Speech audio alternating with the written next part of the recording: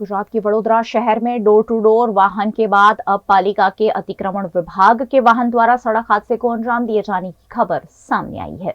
गुजरात के वडोदरा के अतिक्रमण विभाग के वाहन द्वारा सड़क हादसे को अंजाम दिए जाने का एक और मामला सामने आया है, जिसमें कारेलीबाग रोड पर पानी की टंकी निकट अतिक्रमण विभाग की शाखा के वाहन ने बाइक चालक को टक्कर मार दी। हादसे में बाइक चालक गंभीर रूप से घायल हुआ है। तुलसीवाड़ी निकट पालिका की गाड़ी ने इस हादसे को अंजाम दिया।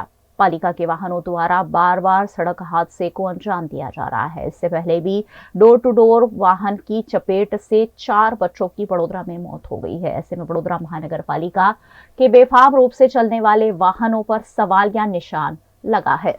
आज रोज सवारना 11 कलाके अमारी होस्पिटल में 108 एम्ब्युलन्स द्वारा कारेलीबाग पाणीनी टांकीनी पासेथी एक अकस्मातनो केस लई आवेल छे, जेमां दर्दीने माथा अने मोढाना भागे गंभीर इजाओ थयेल छे।